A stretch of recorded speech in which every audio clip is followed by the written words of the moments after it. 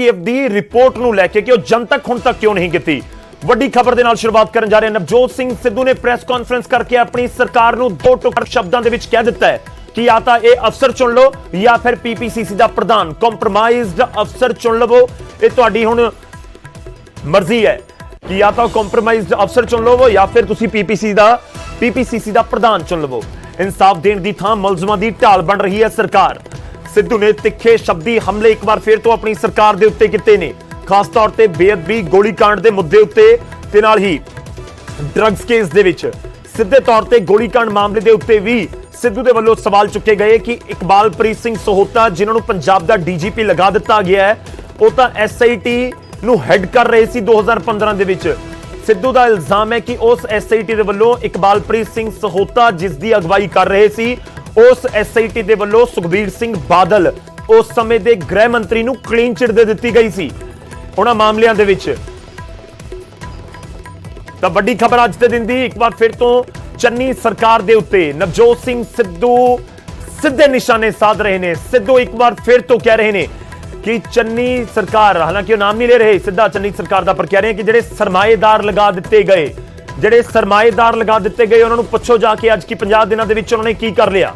ਉਹਨਾਂ ਨੂੰ ਪੁੱਛੋ ਅੱਜ ਜਾ ਕੇ ਕਿ ਆਖਿਰ ਡੀਜੀਪੀਓ ਕਿਉਂ ਲਗਾ ਦਿੱਤਾ ਗਿਆ ਜਿਸ ਦੇ ਵੱਲੋਂ ਦਿੱਤੀ ਗਈ ਸੀ ਕਲੀਨ ਚਿਟ ਸੁਖਬੀਰ ਬਾਦਲ ਨੂੰ।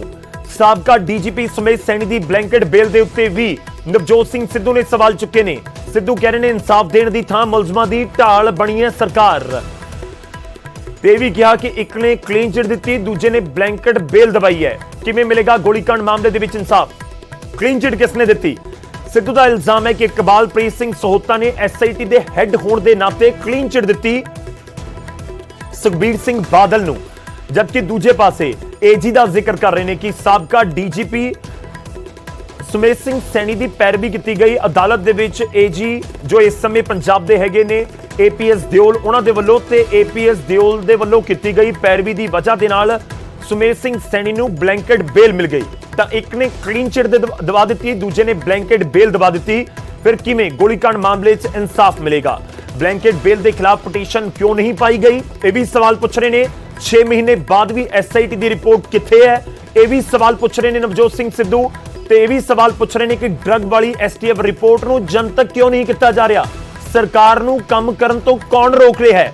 ਚੰਨੀ ਸਰਕਾਰ ਦੇ ਵੱਲੋਂ ਹਾਲ ਹੀ ਦੇ ਵਿੱਚ ਲਏ ਗਏ ਫੈਸਲਿਆਂ ਦੇ ਉੱਤੇ ਵੀ ਸਵਾਲ ਚੁੱਕੇ। ਉਹਨਾਂ ਨੇ ਕਿਹਾ ਕਿ ਬਿਜਲੀ ਸਸਤੀ ਕਰਨ ਦੇ ਫੈਸਲੇ ਦੀ ਤਾਰੀਫ ਕਰਦਾ ਹੈ, ਪਰ ਜੇ ਪੀਪੀਏ ਰੱਦ ਨਹੀਂ ਹੋਏ ਤਾਂ ਸਸਤੀ ਬਿਜਲੀ ਦਵੋਗੇ ਕਿਵੇਂ? ਨਾਲ ਹੀ ਪੈਟਰੋਲ ਡੀਜ਼ਲ ਦੇ ਰੇਟ ਇੱਕ ਦਿਨ ਪਹਿਲਾਂ ਘਟਾਏ ਗਏ ਨੇ, ਪੈਟਰੋਲ 10 ਰੁਪਏ ਸਸਤਾ ਕੀਤਾ ਗਿਆ ਹੈ। ਤਾਂ ਸਿੱਧੂ ਚੰਗਾ ਤਾਂ ਜ਼ਰੂਰ ਕਹਿ ਰਹੇ ਸੀ, ਪਰ ਸਵਾਲ ਉਸ ਫੈਸਲੇ ਦੇ ਉੱਤੇ ਵੀ ਨੇ। ਤਾਂ ਕਹਿ ਰਹੇ ਨੇ ਕਿ ਪੈਟਰੋਲ ਡੀਜ਼ਲ ਦੇ ਉੱਤੇ ਵੈਟ ਘਟਾ ਕੇ ਲੋਕਾਂ ਨੂੰ ਰਾਹਤ ਦਿੱਤੀ ਗਈ ਹੈ, ਫੈਸਲਾ ਚੰਗਾ ਹੈ, ਪਰ ਕੀ ਇਹ ਰਾਹਤ ਅਗਲੇ 5 ਸਾਲ ਤੱਕ ਜਾਰੀ ਰਹਿ ਸਕੇਗੀ? ਕਿ ਪੰਜਾਬ ਸਰਕਾਰ ਅਗਲੇ 5 ਸਾਲ ਤੱਕ ਇਹ ਫੈਸਲਾ ਲਾਗੂ ਕਰ ਪਾਏਗੀ? ਕਿ ਕਰ ਪਾਉਂਗੇ? ਇਹ ਸਾਰੇ ਸਵਾਲ ਨਵਜੋਤ ਸਿੰਘ ਸਿੱਧੂ ਦੇ ਵੱਲੋਂ ਇੱਕ ਇੱਕ ਕਰਕੇ ਪੁੱਛੇ ਜਾ ਰਹੇ ਨੇ। ਬਹੁਤ ਤਿੱਖੇ ਸ਼ਬਦੀ ਤਾਬੜਤੋੜ ਹਮਲੇ ਸਿੱਧੂ ਦੇ ਵੱਲੋਂ ਆਪਣੀ ਸਰਕਾਰ ਦੇ ਖਿਲਾਫ ਇੱਕ ਇੱਕ ਕਰਕੇ ਤੁਹਾਨੂੰ ਸੁਣਾਵਾਂਗੇ ਕੀ ਕੁਝ ਕਹਿ ਰਹੇ ਨੇ ਸਿੱਧੂ। ਚੁਣੋ, ਤੁਸੀਂ ਚੁਣੋ ਨਾ, ਦੋ ਕੰਪਰੋਮਾਈਜ਼ਡ ਅਫਸਰ ਜਾਂ ਪੀਪੀਸੀਸੀ ਚੀਫ ਚੁਣੋ। ਖੜੂੰ ਪੰਜਾਬ 'ਚ ਫਿਰ ਜਾ ਕੇ ਸਟੇਜ ਤੇ। ਕਿਉਂ ਨਹੀਂ ਤੁਹਾਡੀ ਗੱਲ ਮੰਨਦੇ? ਮੈਂ ਕਿਹਾ ਪੁੱਛਣ, ਜਿਹਨੂੰ ਪੁੱਛਣਾ ਉਹਨੂੰ ਪੁੱਛੋ। ਸਵਾਰੀ ਆਪਣੇ ਸਮਾਨ ਦੀ ਆਪ ਜ਼ਿੰਮੇਵਾਰ ਹੈ। ਅਗਲਾ ਸਵਾਲ। ਦੋ ਕੇਸ ਨੇ, 2 ਐਫਆਈਆਰ ਨੇ, ਇੱਕ 130 ਨੰਬਰ ਜਿਹੜੀ ਨਵੀਂ ਦਾਇਰ ਹੋਈ, ਉਹ 129 ਨੰਬਰ। ਉਹਦੇ ਚ ਪ੍ਰਾਈਮ ਅਕਿਊਜ਼ਡ ਕੌਣ ਹੈ? ਸੁਮੇਧ ਸਿੰਘ ਸੈਣੀ।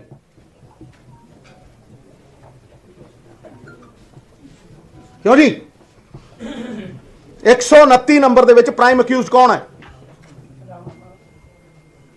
ਤੇ ਜੇ ਉਸ ਅਕਿਊਜ਼ ਨੂੰ ਬਲੈਂਕਟ ਬੇਲ ਮਿਲੀ ਹੋਈ ਹੈ ਤੇ ਇਨਵੈਸਟੀਗੇਸ਼ਨ ਕਿਵੇਂ ਕੰਪਲੀਟ ਹੋਊ? ਮੈਂ ਤਾਂ ਉਹੀ, ਤੁਹਾਨੂੰ ਵੀ ਪਤਾ ਹੀ ਹੈ, ਤੁਸੀਂ ਰੋਟੀ ਨੂੰ ਚੋਚੀ ਥੋੜਾ ਕਹਿੰਦੇ, ਮੈਂ ਬਹੁਤ ਵਾਰ ਬੋਲਿਆ, ਠੀਕ ਹੈ ਜੀ। ਦੂਜੀ ਗੱਲ, ਮਹੀਨਾ ਹੋਰ ਟੱਪਿਆ ਤੇ ਨਵੀਂ ਸਰਕਾਰ ਵੱਲ ਨੂੰ ਆ, ਠੀਕ ਹੈ ਜੀ। ਤੇ ਫਿਰ ਮੈਨੂੰ ਐਂ ਦੱਸੋ, ਕਿੰਨੀ ਦੇਰ ਪਹਿਲਾਂ ਬਲੈਂਕਟ ਮੇਲ ਮਿਲੀ ਸੀ? ਉਹਨੂੰ ਤੋੜਨ ਨੂੰ ਕੋਈ ਐਸਐਲਪੀ ਪਾਈ? ਇਹਨਾਂ ਨੂੰ ਹੀ ਪੁੱਛੋ ਜਿਹੜੇ ਸਰਮਾਏ ਨੇ, ਜਿਹੜੇ ਪਹਿਰੇਦਾਰ ਨੇ, ਜਿਹੜੇ ਨਵੇਂ ਨਵੇਂ ਲਾਏ ਨੇ, ਪੁੱਛੋ ਐਸਐਲਪੀ ਪਾਈ? ਮੈਂ ਵਕੀਲ ਹਾਂ, ਮੈਨੂੰ ਇੰਨਾ ਪਤਾ ਹੈ ਕਿ ਜੇ SLP ਪਾ ਦਿਓ, ਕੋਰਟ 'ਚ ਜਾ ਕੇ ਮੈਂਸ਼ਨ ਕਰ ਦਿਓ, ਹਫ਼ਤੇ 'ਚ ਲੱਗਦਾ ਕੇਸ। ਇੱਕ ਨੇ ਕਲੀਨ ਚਿੱਟ ਦਿੱਤੀ ਹੈ ਤੇ ਦੂਜਾ ਬਲੈਂਕਟ ਬਿੱਲ ਦੇਈ ਫਿਰਦਾ, ਤੇ ਇਨਵੈਸਟੀਗੇਸ਼ਨ ਪੂਰੀ ਕਰਕੇ ਦਿਖਾਓ ਉਹਦੇ ਬਿਨਾ। ਮੈਂ ਕਿਹਾ ਸੀ ਉਹੀ ਕੜੀ ਹੈ, ਤੁਸੀਂ ਜੋ ਮਰਜ਼ੀ ਬੋਲੀ ਜੋ। ਬਾਕੀ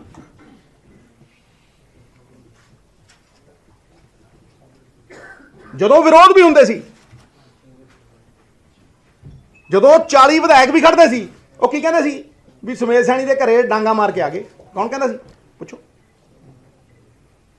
ਤੇ ਹੁਣ ਕੀ ਹੋ ਗਿਆ?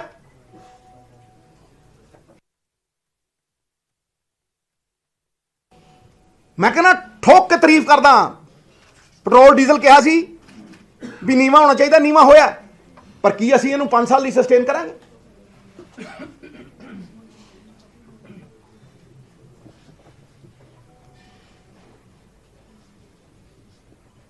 ਸਰਕਾਰ 'ਚ ਪੈਸੇ ਆਉਣ ਦੇ ਸਾਧਨ ਬਣਾਵਾਂਗੇ। ਜੇ ਸਰਪਲਸ ਪੈਸੇ ਹੋਣ, ਮੈਂ ਤੁਹਾਨੂੰ ਗਰੰਟੀ ਦਿੰਦਾ 1000 ਤੋਂ 1500 ਕਰੋੜ ਨਾਲ ਸਾਰੀ ਐਜੂਕੇਸ਼ਨ ਦੇ ਪ੍ਰੋਬਲਮਾਂ ਸੋਲਵ ਹੁੰਦੀਆਂ ਨੇ। ਜਿੰਨੇ ਫਿਰਦੇ ਆ ਇਹ ਮੇਰੇ ਭਰਾ, ਸਭ ਸੋਲਵ। ਕਿਉਂ ਨਹੀਂ ਹੋਇਆ? ਅੱਜ ਪਿੱਠ ਦਿਖਾਈ ਲੋਕਾਂ ਨੂੰ। ਰਾਤੀ ਸੌ ਨਹੀਂ ਸਕੂਗਾ ਮੈਂ। ਬਿਜਲੀ ਦੇ ਸਮਝੌਤੇ ਰੱਦ ਕੀਤੇ ਸੀ, ਮੈਂ ਤਾਰੀਫ ਕੀਤੀ ਸੀ। ਨਾਲ ਹੀ ਇੱਕ ਦਿਨ ਪਹਿਲਾਂ ਰੱਦ, ਇਹ ਕੋਰਟ ਦੇ ਵਿੱਚ ਸਟੇ ਹੋਣ ਤੋਂ ਪਹਿਲਾਂ ਕਿਹਾ ਸੀ ਕਿ ਨਹੀਂ ਕਿ ਉਹ ਕੋਰਟ 'ਚ ਜਾਣਗੇ, ਉਹ ਸਟੇ ਹੋਣਗੇ। ਕਿਹਾ ਸੀ ਰੀਨੈਗੋਸ਼ੀਏਸ਼ਨ ਨਹੀਂ ਹੋਣੀ। ਤੁਸੀਂ ਕੀਤੀ ਹੈ ਰੀਨੈਗੋਸ਼ੀਏਸ਼ਨ? ਉਹ ਸਾਰੀਆਂ ਕਾਢਾਂ ਮੈਨੂੰ ਪਤਾ। I know the problem and I know the solution. ਇਸ ਕਰਕੇ ਮੈਂ ਕਿਹਾ ਸੀ। ਫਿਰ ਜੇ ਰੱਦ ਨਹੀਂ ਹੁੰਦੇ ਤੇ ਦੇ ਕੇ ਦਿਖਾਓ ਸਸਤੀ ਬਿਜਲੀ। ਤਾਂ ਸਿੱਧੂ ਇੱਕ ਵਾਰ ਫਿਰ ਤੋਂ ਮੀਡੀਆ ਦੇ ਸਾਹਮਣੇ ਆਏ, ਕੀ ਕਰਕੇ ਉਹਨਾਂ ਦੇ ਵੱਲੋਂ ਜਿਹੜੇ ਤਿੱਖੇ ਸ਼ਬਦੀ ਵਾਰ ਕੀਤੇ ਗਏ ਨੇ, ਜਿਹੜੇ ਇਸ਼ੂਜ਼ ਦੇ ਉੱਤੇ ਗੱਲਬਾਤ ਕੀਤੀ ਗਈ, ਕੀ ਕਰਕੇ ਉਹਨਾਂ ਦੇ ਉੱਤੇ ਵੀ ਅਸੀਂ ਗੱਲ ਕਰਾਂਗੇ। ਦੱਸਾਂਗੇ ਕਿ ਆਖਿਰ ਸਿੱਧੂ ਇਹ ਕਿਉਂ ਬੋਲ ਰਹੇ ਨੇ, ਕਿਹੜੇ ਮੁੱਦੇ ਉੱਤੇ ਆਪਣੀ ਸਰਕਾਰ ਨੂੰ ਕਿਉਂ ਘੇਰ ਰਹੇ ਨੇ। ਪਹਿਲੀ ਗੱਲ, ਨਵਜੋਤ ਸਿੰਘ ਸਿੱਧੂ ਨੇ AG ਅਤੇ DGP ਦੀ ਨਿਯੁਕਤੀ ਨੂੰ ਲੈ ਕੇ ਖਾਸ ਤੌਰ ਤੇ ਆਪਣੇ ਪ੍ਰਧਾਨਗੀ ਦੇ ਅਹੁਦੇ ਤੋਂ ਅਸਤੀਫਾ ਦੇ ਦਿੱਤਾ ਸੀ। ਹਾਲਾਂਕਿ ਅਸਤੀਫਾ ਤਾਂ ਵਾਪਸ ਲੈ ਲਿਆ, ਅਸਤੀਫਾ ਤਾਂ ਪਹਿਲਾਂ ਹੀ ਵਾਪਸ ਹੋ ਗਿਆ ਸੀ, ਪਰ ਸ਼ੁੱਕਰਵਾਰ ਨੂੰ ਜਦੋਂ 5 ਤਰੀਕ ਨੂੰ ਮੀਡੀਆ ਦੇ ਮੁਖਾਤਿਬ ਹੋਏ ਸੀ ਨਵਜੋਤ ਸਿੰਘ ਸਿੱਧੂ, ਉਸ ਸਮੇਂ ਆ ਕੇ ਅਫੀਸ਼ੀਅਲ ਤੌਰ ਦੇ ਉੱਤੇ ਉਹਨਾਂ ਨੇ ਕਹਿ ਦਿੱਤਾ ਸੀ ਕਿ ਮੈਂ ਆਪਣਾ ਅਸਤੀਫਾ ਵਾਪਸ ਲੈ ਰਿਹਾ ਹਾਂ। ਪਰ ਸਿੱਧੂ ਅੱਜ ਇੱਕ ਵਾਰ ਫਿਰ ਤੋਂ ਬੋਲੇ। ਸਿੱਧੂ ਨੇ ਜ਼ਿਕਰ ਕੀਤਾ ਕਿ ਜੇ ਸਾਬਕਾ DGP ਸੁਮੇਧ ਸਿੰਘ ਸੈਣੀ ਨੂੰ ਬਲੈਂਕਟ ਬੇਲ ਮਿਲੀ ਹੋਈ ਹੈ ਤਾਂ ਉਹਨਾਂ ਦੇ ਖਿਲਾਫ ਅਰਜ਼ੀ ਕਿਉਂ ਨਹੀਂ ਲਗਾਈ ਗਈ, ਉਸ ਫੈਸਲੇ ਦੇ ਖਿਲਾਫ ਅਰਜ਼ੀ ਕਿਉਂ ਨਹੀਂ ਲਗਾਈ ਗਈ। ਇਹ ਵੀ ਜ਼ਿਕਰ ਕੀਤਾ ਕਿ ਇੱਕ ਹਫ਼ਤੇ ਦੇ ਵਿੱਚ ਅਰਜ਼ੀ, ਯਾਨੀ ਜੇਕਰ ਕੋਈ ਪਟੀਸ਼ਨ ਪਾਉਂਦਾ ਤਾਂ ਇੱਕ ਹਫ਼ਤੇ ਦੇ ਵਿੱਚ ਉਸ ਦੇ ਉੱਤੇ ਸੁਣਵਾਈ ਹੋ ਜਾਂਦੀ ਹੈ, ਕਿਉਂ ਨਹੀਂ ਕੀਤੀ ਗਈ। ਸਰਕਾਰ ਜਵਾਬ ਦੇਵੇ ਜਾਂ ਸਰਕਾਰ ਦੇ ਨੁਮਾਇੰਦੇ ਜਵਾਬ ਦੇਣ। ਦੂਜਾ, ਉਹਨਾਂ ਨੇ ਸਵਾਲ ਚੁੱਕਿਆ ਕਿ ਤੁਸੀਂ AG ਤੇ DGP ਉਹ ਲਗਾ ਦਿੱਤੇ ਜਿਨ੍ਹਾਂ ਨੇ ਗੋਲੀकांड ਜਾਂ ਬੇਅਦਬੀ ਮਾਮਲੇ ਦੇ ਵਿੱਚ ਜਿਨ੍ਹਾਂ ਦੇ ਉੱਤੇ ਇਲਜ਼ਾਮ ਸੀ, ਉਹਨਾਂ ਨੂੰ ਬਚਾਉਣ ਦੀ ਕੋਸ਼ਿਸ਼ ਕੀਤੀ ਹੈ। ਸਿੱਧੂ ਇਲਜ਼ਾਮ ਲਗਾ ਰਹੇ ਨੇ। ਸਿੱਧੂ ਕਹਿੰਦੇ ਨੇ ਕਿ ਸੁਖਬੀਰ ਸਿੰਘ ਬਾਦਲ ਨੂੰ ਇਕਬਾਲਪ੍ਰੀਤ ਸਿੰਘ ਸਹੋਤਾ ਨੇ ਕਲੀਨ ਚਿਟ ਦਿੱਤੀ ਸੀ ਜਦੋਂ ਉਹਨਾਂ ਨੂੰ SIT ਦਾ ਹੈੱਡ ਬਣਾਇਆ ਗਿਆ ਸੀ 2015 ਦੇ ਵਿੱਚ। ਜਦੋਂ ਗੋਲੀकांड ਬੇਅਦਬੀ ਦੀ ਘਟਨਾ ਵਾਪਰਦੀ ਹੈ ਤਾਂ ਉਸ ਸਮੇਂ ਜਿਹੜੀ ਸਭ ਤੋਂ ਪਹਿਲੀ SIT ਬਣੀ ਸੀ, ਉਸ ਦੇ ਵਿੱਚ ਉਸ ਨੂੰ ਹੈੱਡ ਕਰ ਰਹੇ ਸੀ ਇਕਬਾਲਪ੍ਰੀਤ ਸਿੰਘ ਸਹੋਤਾ, ਜੋ ਮੌਜੂਦਾ ਸਮੇਂ 'ਚ ਪੰਜਾਬ ਦੇ DGP ਨੇ, ਕਾਰਜਕਾਰੀ DGP ਨੇ। ਤਾਂ ਇਕਬਾਲਪ੍ਰੀਤ ਸਿੰਘ ਸਹੋਤਾ ਉਹਨਾਂ ਨੂੰ ਹੈੱਡ ਕਰ ਰਹੇ ਸੀ। ਰਣਬੀਰ ਸਿੰਘ ਖੱਟੜਾ ਵੀ ਉਸ SIT ਦਾ ਹਿੱਸਾ ਸਨ ਤੇ ਉਸ SIT ਦੇ ਵੱਲੋਂ ਜਾਂਚ ਕੀਤੀ ਗਈ। ਇੱਕ ਪ੍ਰੈਸ ਕਾਨਫਰੰਸ ਹੋਈ ਜਦੋਂ ਸੁਖਬੀਰ ਬਾਦਲ ਉੱਥੇ ਪਹੁੰਚੇ ਹੋਏ ਸਨ, ਤਤਕਾਲੀ ਗ੍ਰਹਿ ਮੰਤਰੀ। ਤਾਂ ਉਹ ਪ੍ਰੈਸ ਕਾਨਫਰੰਸ ਵੀ ਖੂਬ ਚਰਚਾ ਦੇ ਵਿੱਚ ਹੈ। ਤਾਂ ਸਿੱਧੂ ਕਹਿ ਰਹੇ ਨੇ ਕਿ ਇਕਬਾਲਪ੍ਰੀਤ ਸਿੰਘ ਸਹੋਤਾ ਨੇ ਤਾਂ ਕਲੀਨ ਚਿਟ ਦਿੱਤੀ ਸੀ, ਤੁਸੀਂ ਲਗਾਤਾ ਉਹਨਾਂ ਨੂੰ DGP। ਦੂਜੇ ਪਾਸੇ AG ਜਿਸ ਨੂੰ ਲਗਾਇਆ ਗਿਆ ਐਡਵੋਕੇਟ ਜਨਰਲ, ਪੰਜਾਬ ਦਾ ਸੌਖੇ ਸ਼ਬਦਾਂ 'ਚ ਕਹੀਏ ਤਾਂ ਸਭ ਤੋਂ ਵੱਡਾ ਵਕੀਲ ਹੁੰਦਾ ਪੰਜਾਬ ਸਰਕਾਰ ਦਾ। ਉਹਨਾਂ ਦੇ ਅਧੀਨ ਹੀ ਬਾਕੀ ਸਾਰੇ ਜਿਹੜੇ ਵਕੀਲ ਆਉਂਦੇ ਨੇ, ਪੂਰੀ ਲੀਗਲ ਟੀਮ ਸਰਕਾਰ ਦੀ ਆਉਂਦੀ ਹੈ। ਤਾਂ AG ਬਹੁਤ ਵੱਡਾ ਅਹੁਦਾ ਹੁੰਦਾ ਹੈ। ਤਾਂ ਉਹ ਕਹਿ ਰਹੇ ਨੇ ਕਿ AG ਨੂੰ ਕਿਉਂ ਲਗਾਇਆ ਗਿਆ, ਦੱਸੋ ਤੁਸੀਂ।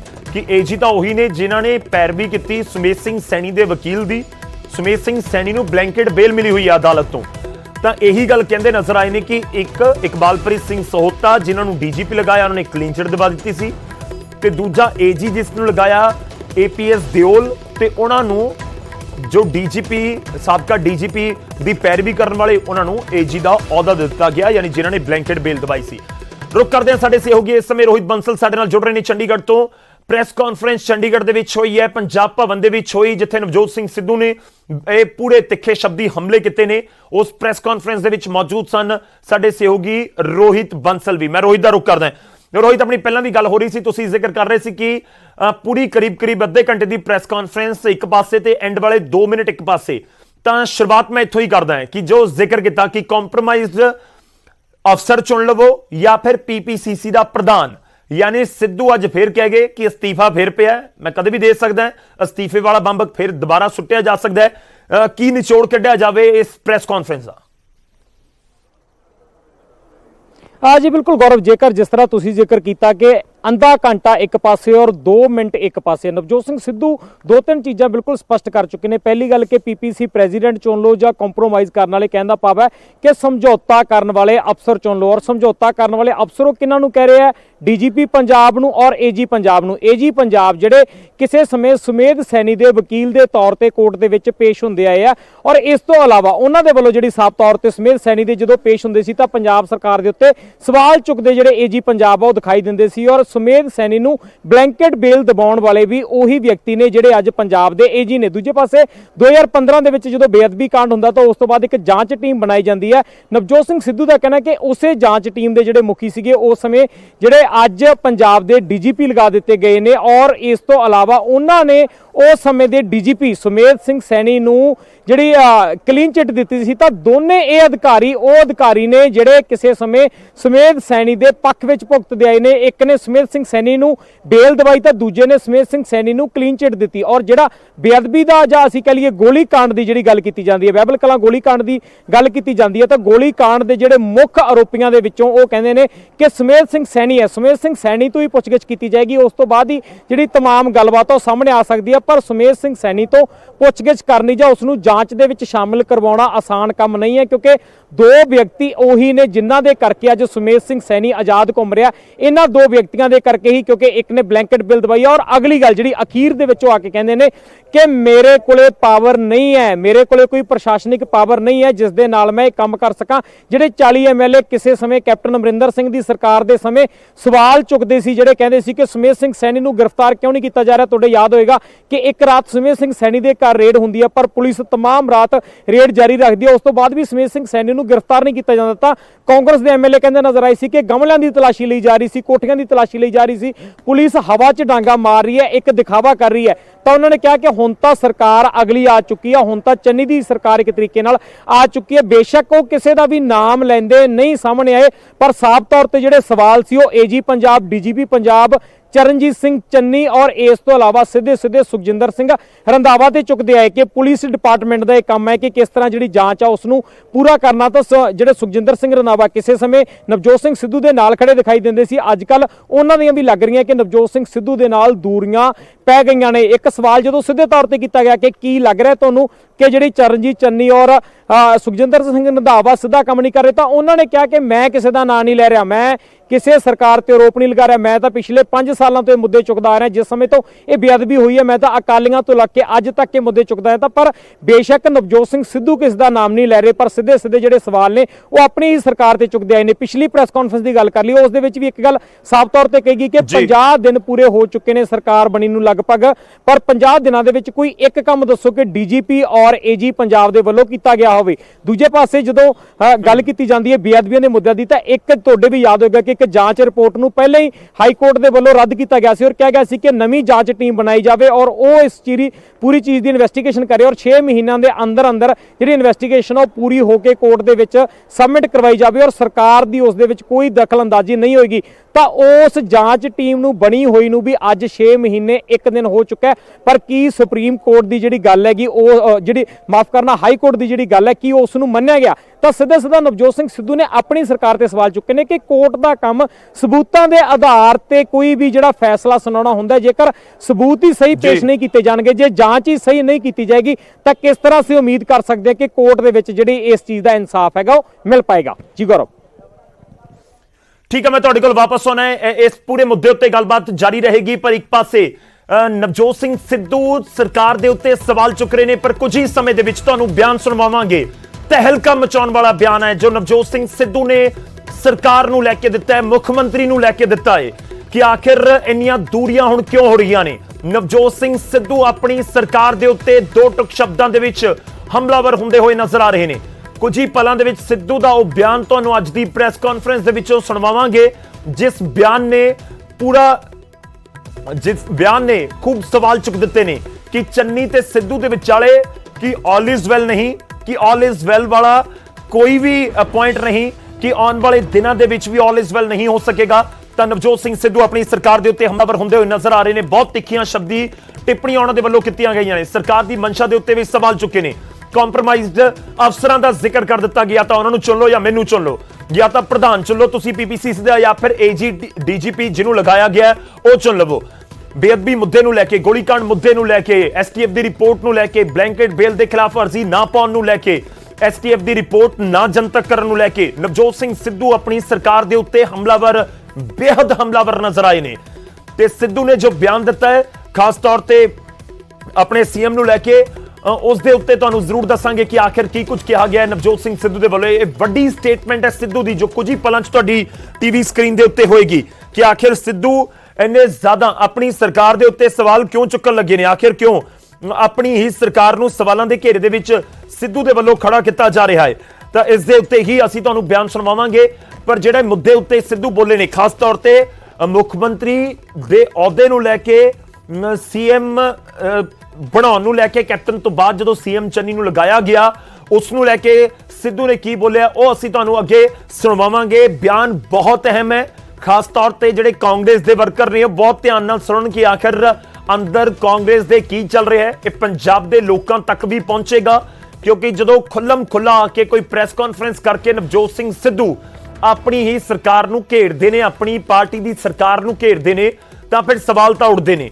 ਇਹ ਕਾਂਗਰਸ ਦੇ ਪਿੱਛੇ ਝੰਡੇ ਨੇ, ਯਾਨੀ ਕਿ ਕਾਂਗਰਸ ਦੀ ਸਟੇਜ ਹੈ ਜਿੱਥੇ ਕਾਂਗਰਸ ਦੇ ਪ੍ਰਧਾਨ, ਪੰਜਾਬ ਪ੍ਰਦੇਸ਼ ਕਾਂਗਰਸ ਕਮੇਟੀ ਦੇ ਪ੍ਰਧਾਨ ਮੀਡੀਆ ਦੇ ਸਾਹਮਣੇ ਆਉਂਦੇ ਨੇ। ਕੋਈ ਕਾਂਗਰਸੀ ਨਾਲ ਨਹੀਂ ਦਿਖਿਆ।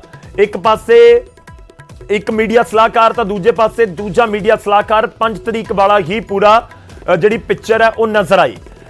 ਤੇ ਫਿਰ ਇੱਕ ਤੋਂ ਬਾਅਦ ਇੱਕ ਸਿੱਧੂ ਜਦੋਂ ਬੋਲਣਾ ਸ਼ੁਰੂ ਕਰਦੇ ਨੇ ਤਾਂ ਆਪਣੀ ਸਰਕਾਰ ਦੇ ਉੱਤੇ ਤਾਬੜਤੋੜ ਹਮਲੇ ਕੀਤੇ ਨੇ। ਸਿੱਧੂ ਦਾ ਹੰਗਾਮਾ ਮਚਾ ਦੇਣ ਵਾਲਾ ਬਿਆਨ ਕੁਝ ਹੀ ਪਲਾਂ 'ਚ ਅਸੀਂ ਤੁਹਾਨੂੰ ਸੁਣਾਵਾਂਗੇ।